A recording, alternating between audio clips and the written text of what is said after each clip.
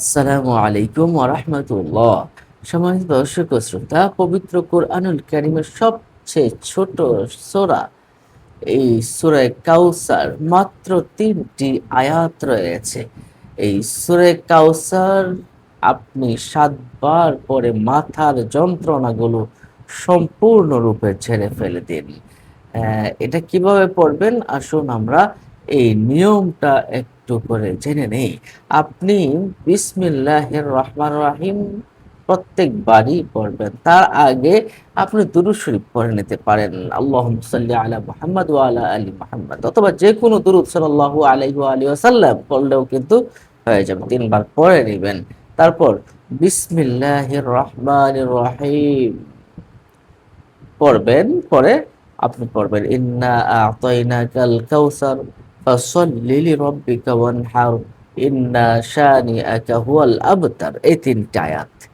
আবারও পড়বেন বিসমিল্লাহির রহমানির রহিম ইন্না আ'তাইনাকাল কাউসার ফাসাল্লি লিরাব্বিকা ওয়ানহার ইন্না শানিআকা হুয়াল আবতার। ২ বার হলো। এভাবে আবারও পড়বেন বিসমিল্লাহির রহমানির রহিম। বিসমিল্লাহ কিন্তু পড়তে হবে।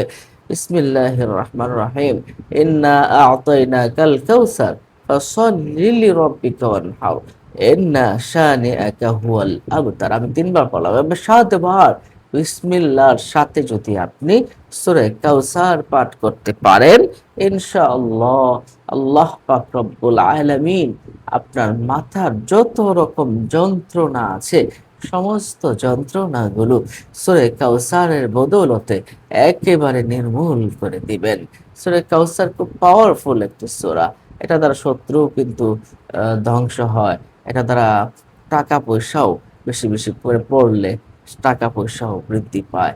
সম্মানিত দর্শক ও শ্রোতা, তাহলে আমরা জানলাম মাথার যন্ত্রণা সেরে যাওয়ার নিয়ম।